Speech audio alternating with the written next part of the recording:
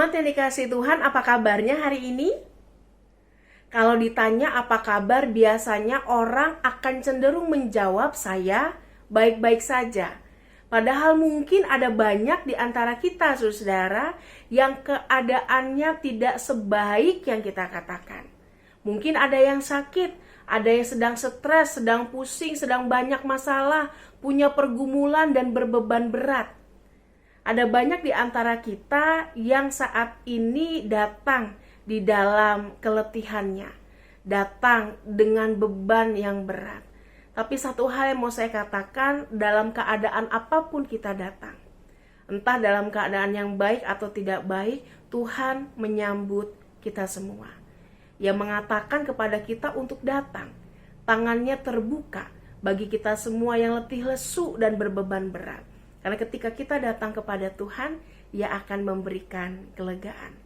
Hari ini kita akan sama-sama mengikuti doa pagi online GKI Samanhudi dari rumah kita masing-masing. Biarlah ketika kita mengikutinya, kita bisa sama-sama bersekutu, tetapi juga di saat yang bersamaan memahami apa yang mau Tuhan sampaikan kepada kita, sehingga itu boleh membekali kita untuk bisa berproses dan melangkah bersama dengan Tuhan ke depan.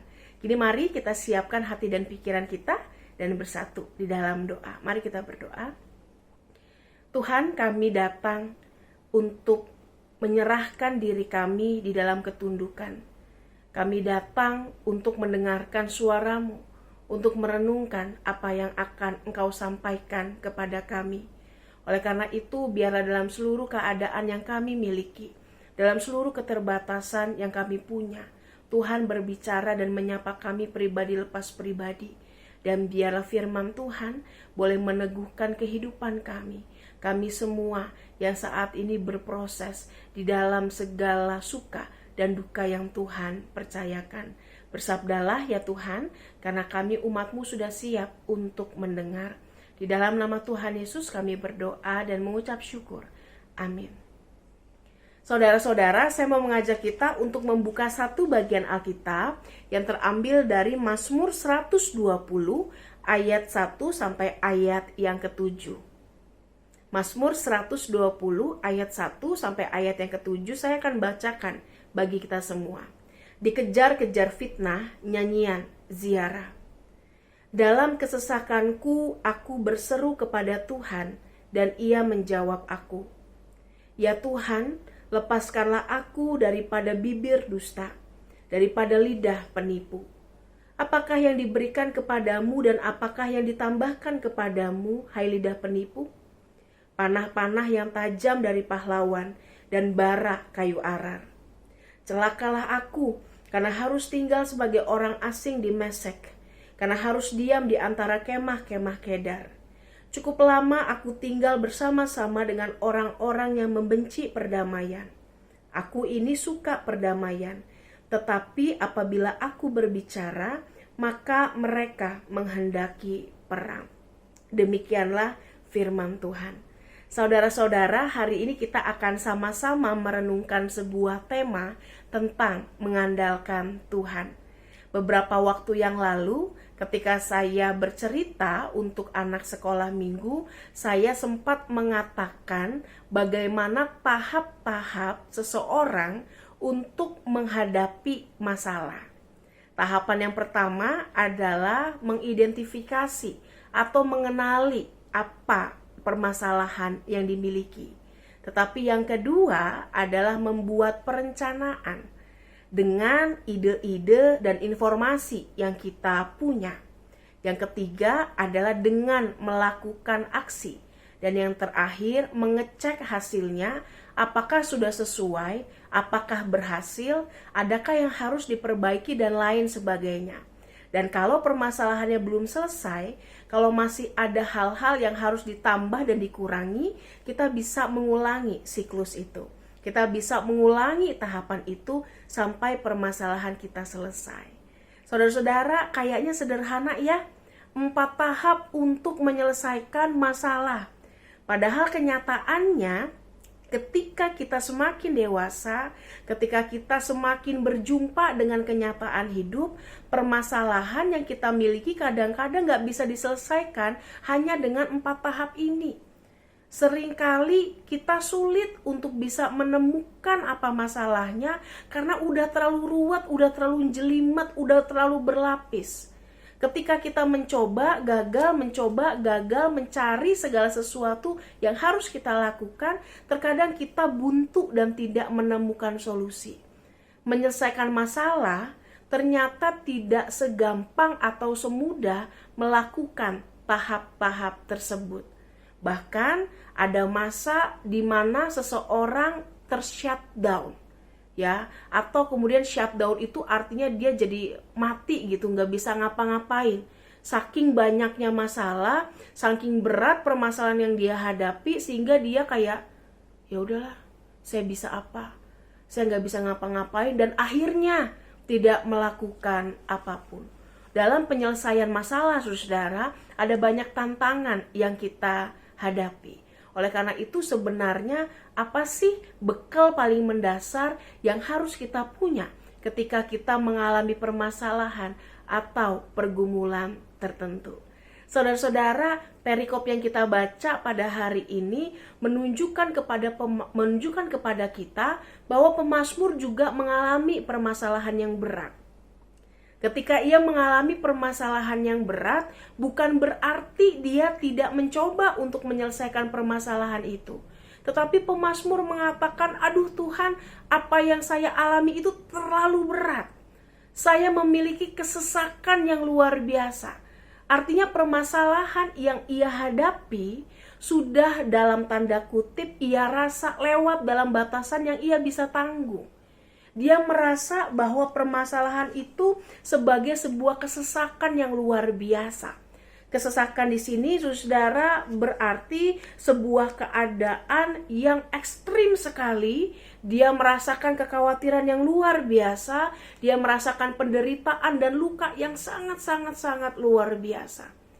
Bagi pemazmur, apa yang dihadapi, masalah yang ia miliki, ini udah berlapis dan sangat berat. Sehingga kalau mau diurai, kalau mau menggunakan tahapan-tahapan tadi, dia mungkin juga udah bingung nih gimana duluan ya. Karena saya nggak salah, karena saya yang dijebak, karena saya yang dipojokkan, saya harus melakukan apa? Ketika tidak melakukan apapun, dianggap sebagai sebuah masalah. Ketika mengatakan perdamaian, dianggap mencari perang. Pemazmur sudah habis akal. Dia tidak lagi tahu bagaimana kemudian ia harus menghadapi permasalahannya. Ketika ia mengatakan ia merasakan kesesakan, maka baginya permasalahan sulit yang ia hadapi membuat dia berada dalam banyak masalah yang lain. Saudara-saudara, apa sih yang pemazmur rasakan? Apa sih permasalahan yang pemazmur hadapi dalam perikop kita? Pemazmur menghadapi orang-orang yang kemudian memfitnah dirinya. Memfitnah itu kita tahu lebih kejam dari pembunuhan.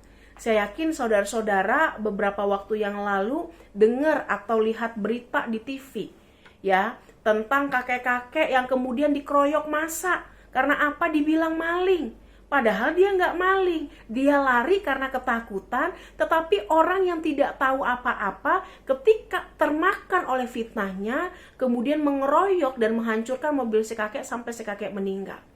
Gak cuma itu saudara, gak cuma si kakek, tetapi ada kasus-kasus lain yang serupa. Pasangan suami istri yang juga kemudian diserang karena dituduh. Ya, bahkan ada anak remaja yang kemudian tewas karena difitnah juga dan dikeroyok oleh massa. Ada apa dengan kita saudara? Yang menarik adalah fitnah bisa menjadi senjata yang begitu kejam karena fitnah itu kemudian mencoreng nama kita. Tidak hanya mencoreng, tapi kata-kata yang punya kekuatan itu juga bisa menggerakkan orang-orang untuk menyingkirkan kita. Kira-kira keadaan itu juga yang dihadapi oleh pemazmur. Pemazmur merasa dirinya itu sendirian. Dia merasa dia nggak punya siapapun. Ketika dia diperhadapkan pada para pemfitnah, ia mengatakan bahwa apa yang dilakukan mereka itu benar-benar membuat dirinya terluka. Ya, dia merasa sendirian. Itu nyata saudara ketika dikatakan di ayat yang kelima, celakalah aku karena harus tinggal sebagai orang asing di Mesek dan harus diam di antara kemah-kemah Kedar. Ini merupakan sebuah penggambaran saudara yang menunjukkan bahwa pemazmur ini kayak ada di negeri asing. Itu maksudnya artinya apa? Dia tuh gak punya perlindungan. Orang yang tinggal di negeri asing itu rentan sekali disakiti orang lain. Itu tidak punya hak di tanah itu. Orang yang tinggal di negeri asing akan menjadi orang yang selalu dikejar-kejar. Karena apa? Dia nggak punya tempat perlindungan dalam tanda kutip, yaitu bangsanya sendiri. Pemazmur merasakan seperti itu. Saya seperti tinggal di Mesek dan di antara kemah-kemah Kedar. Dua kota yang menunjukkan sebuah simbol saudara bahwa penduduk Mesek dan kemudian Kedar itu dikatakan sebagai tempat yang penduduknya itu benar-benar brutal. Ya, penduduknya dianggap sebagai orang-orang biadab. Ketika pemazmur difitnah, pemazmur merasa kok saya dikelilingi oleh orang-orang yang seperti itu ya. Saya merasa sendirian, saya merasa seperti di tempat yang asing, dan saya dikelilingi oleh orang-orang barbar yang biadab yang siap menghancurkan saya kapan saja. Dan ironisnya saudara, apa yang dihadapi oleh pemazmur ini bukan dilakukan oleh bangsa yang lain, tetapi dilakukan oleh bangsanya sendiri. Ia mengatakan bahwa aku cukup lama tinggal bersama dengan orang-orang yang membenci perdamaian. Setiap apa yang dikatakan, setiap apa yang dilakukan rasanya serba salah. Nah, kalau begini saudara, gimana mau menyelesaikan masalah? Gimana mau berdamai? Kalau sudah begini, gimana mau melakukan tahapan-tahapan yang tadi? Pemazmur sudah nggak tahu lagi. Tetapi di tengah kegalauan yang ia miliki, di tengah segala kepusingan, kebuntuan, kesesakan yang ia rasakan, ia memilih untuk tidak lari kemana-mana. Dia memilih untuk bisa bangkit. Seperti bola, saudara, yang ketika dijatuhkan itu memantul, punya daya resiliensi. Ya, punya daya pantul yang baik, sehingga apa? Ketika dia jatuh, ia berjuang untuk bangkit. Dan di tengah kesesakan itu dia tidak mengandalkan dirinya sendiri. Dia memang merasa sendirian. Tapi dia tahu saudara bahwa Tuhan ada bersama dengan dia. Sehingga sekalipun secara fisik dia ngerasa dia gak punya siapa-siapa. Tetapi dari segi spiritual, dari segi batinia, ia tahu kalau Tuhan menyertai dirinya. Pemazmur mengandalkan Tuhan. Oleh karena itu dia tidak lari kemana-mana, tetapi dia datang kepada Tuhan dan membawa seluruh duka, membawa seluruh kesedihan, membawa seluruh permasalahan yang ia rasakan. Kalau misalnya saudara, kita merasa capek sama kehidupan kita merasa kesal, kita merasa kecewa, itu sesuatu yang wajar. Yang tidak wajar adalah ketika masalah itu atau kekecewaan itu membuat kita jadi orang yang murtad atau melawan Tuhan. Kalau sebatas Tuhan saya kesal, saya marah, it's okay. Datang sama Tuhan, sampaikan kepada Tuhan, katakan apa yang menjadi keresahan kita. Jadi orang Kristen itu gak harus ngerasa selalu baik-baik saja saudara. Hanya karena semua ada dalam rancangan baik Tuhan, tidak boleh mengeluh. Semua ada dalam rancangan baik Tuhan, tidak boleh kecewa. Semua ada dalam rancangan baik Tuhan, ya tidak boleh menggerutu. Enggak begitu saudara. Dalam rancangan baik Tuhan, di situ ada proses. Sesuatu kita bisa rasakan baik atau enggak itu kan enggak datang dari langit saudara. Tapi kita bisa tahu sesuatu baik atau enggak karena apa? Kita sudah menjalani dan merasakan. Sehingga bisa menyimpulkan, rancangannya baik nih. Apa yang Tuhan kehendaki sesuatu yang seturut dengan kehendaknya dan baik nih dalam hidup saya. Tetapi untuk bisa sampai kepada baik, itu ada jatuh bangunnya. Untuk sampai kepada penghayatan bahwa rancangan Tuhan baik, itu ada susahnya, ada pergumulannya, ada nangisnya, nggak melulu sukacita. Dan itu nggak kenapa-napa, saudara, untuk kita rasakan. Yang terpenting adalah ketika kita mengalami permasalahan seberat apapun yang kita rasakan, mari belajar dari pemazmur yang ketika tidak merasa baik-baik saja, dia sampaikan kepada Tuhan. Yang ketika tidak merasa oke, dia ceritakan kepada Tuhan. Karena apa, saudara? Pengakuan atau keterbukaan diri di hadapan Tuhan adalah awal pemulihan terjadi. Ketika kita meminta pertolongan Tuhan, ketika kita mengandalkan Tuhan, ada sebuah penghayatan iman yang mau kita pegang dengan teguh, bahwa Tuhan saya, Allahku, sanggup melakukan segala sesuatu. Allahku jauh lebih besar dari masalahku. Allahku jauh lebih besar dari apa yang bisa aku pikirkan. Ia bisa melakukan banyak cara untuk menolongku. Ia bisa melakukan banyak cara untuk bisa mengeluarkanku dan memberikanku solusi. Tapi permasalahannya adalah jawaban Tuhan itu diberikan seturut dengan kehendak Tuhan. Dan bukan tentang sekadar apa yang kita anggap baik atau yang kita mau. Ketika kita mengalami permasalahan yang berat, mari kita sama-sama andalkan Tuhan. Dalam seluruh rasa sedih yang kita miliki, kita bercerita dan datang kepada Tuhan. Karena ketika kita datang, disitulah kita akan diberikan kelegaan. Disitulah Tuhan akan menguatkan kita. Pemazmur tahu bahwa sekalipun orang-orang yang ada di sekelilingnya berusaha menghancurkan dirinya, berusaha membunuh dirinya, ketika ia merasa kesepian, tetapi dalam segi spiritual, dalam segi batin yang ia rasakan, dia tahu kalau ia dijamin penuh oleh Tuhan. Sehingga secara fisik sendiri masalah, kenapa harus masalah kalau Tuhan ada beserta kita? Kalau yang kita rasa terlalu berat, kenapa itu menjadi masalah kalau Tuhan ada beserta dengan kita? Mari tidak jatuh dalam toxic positivity, tetapi saudara, kita akui berbagai perasaan negatif yang kita rasakan. Tetapi jangan bawa kemana-mana, bawa dan datanglah kepada Tuhan. Kalau Tuhan mempercayakan sesuatu kepada saudara, artinya Tuhan percaya kita semua atau saudara-saudara sanggup untuk bisa menjalani dan melewati itu semua. Maka jangan pernah mengandalkan diri sendiri, tetapi andalkan Tuhan dalam seluruh kehidupan kita. Kiranya Tuhan menolong dan memampukan kita. Mari kita bersatu di dalam doa. Ya Tuhan, tolong topang kami di dalam segala pergumulan yang kami rasakan. Kami sadar kami bukan orang yang kuat. Kami sadar kami memiliki keterbatasan. Tetapi kami juga menyadari bahwa ketika Tuhan menyertai, Tuhan bisa memampukan kami tidak hanya untuk bertahan, tetapi juga untuk bangkit dan mengupayakan penyelesaian yang baik dalam seluruh permasalahan yang kami miliki. Kami mau percaya dan mengimani penyertaan Tuhan tidak pernah kurang. Pun ketika kami berada dalam kesesakan, kami tahu kami bisa mengandalkan Tuhan. Dan biarlah hati kami terbuka untuk menerima apapun yang menjadi jawaban Tuhan. Entah itu sesuai dengan keinginan kami atau tidak, tetapi satu hal yang kami yakini, itu ada dalam rancangan baik Tuhan.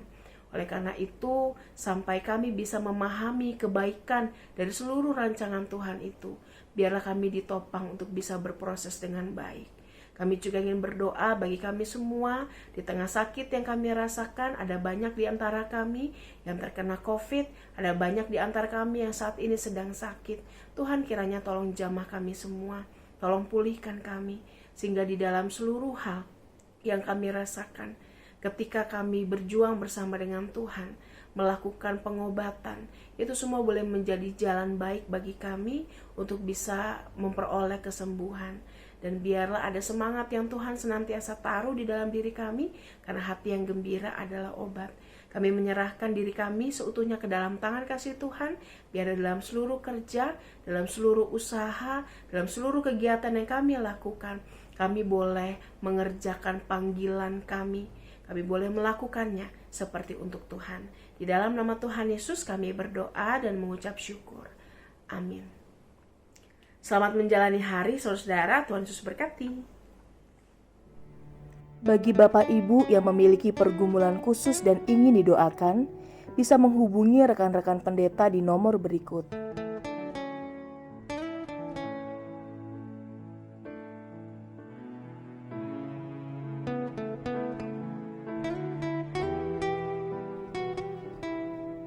Tuhan Yesus memberkati.